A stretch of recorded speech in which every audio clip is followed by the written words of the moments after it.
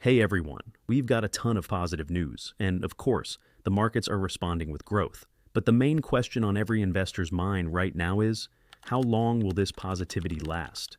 What can we expect in the near future? Which trends and factors should we be watching closely? And most importantly, what should we do with all of this? In this video, I'll try to break everything down for you, quickly, clearly, and hopefully in a fun and useful way. If you're new here and you're into this kind of content, make sure to subscribe. Let's start with the macro data, the kind of statistics we've been waiting on for a while. And here it is. Inflation is falling. The numbers? We expected 2.5%, but got 2.4%. This is the Consumer Price Index. The previous reading was 2.3%. So, not worse than expected, but also not better than before. Still, the fact that actual numbers came in lower than expected gave the markets a reason to rally. Looking at inflation trends overall, most components are heading down. Except for food and energy, those are still a bit sticky. So yeah, it's not mind-blowingly great, but it's good enough to be seen as positive. We saw 10-year yields drop pretty sharply on this data. Expectations for rate cuts? Up 2%. We'll take what we can get. But the good news doesn't stop there. A huge positive for the markets, a warming in US-China relations. Trump posted about some early agreements being reached. Here's what he claims. China has agreed to supply rare earth elements, crucial for defense and tech industries, and to start deliveries up front. So, chairs first, money later, as the saying goes. They ship first, and then the US responds with further steps toward de-escalation.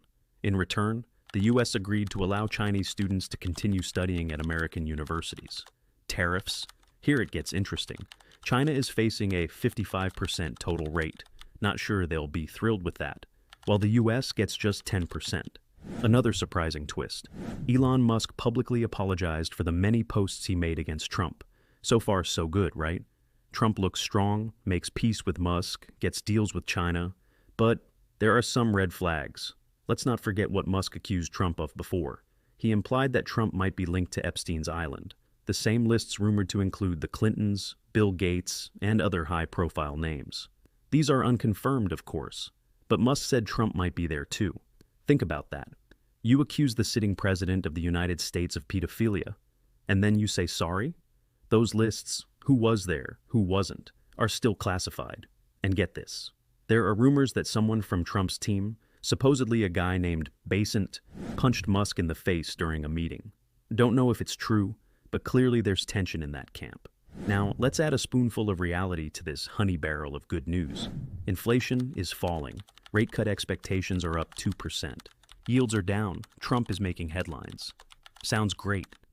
But there are issues. First, there's a strong correlation between three things. Loose monetary policy from central banks. Right now, the US stands out compared to other global players. Most central banks are easing. And you can see that in the brown trend line. Business activity and inflation. As business picks up, inflation will rise. So even if the world cuts rates and boosts growth, inflation will come back and hit the US hard, tying the hands of the Fed. That's why, even with moderately good inflation numbers, we only saw a 2% shift in expectations. Second concern, there's a huge gap between stock market performance and leading economic indicators. That disconnect won't last forever. The question is, will the economy improve to meet the market, or will the market correct? And finally, the US dollar. There are multiple dollar indexes. The DXY is based on a currency basket, but there's another index based on trade volume, and it's showing much higher levels.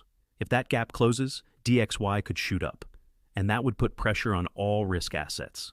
Here's the twist. Goldman Sachs, Morgan Stanley, Deutsche Bank, and JP Morgan, they're all betting against the dollar. That tells us the dollar might already be in oversold territory.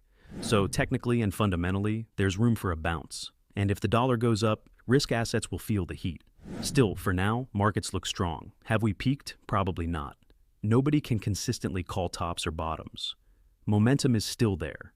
The question is, how long will it last? What could be a real catalyst for more growth? Maybe de-escalation in Ukraine, maybe a shift in Fed messaging, or a white swan event that no one sees coming.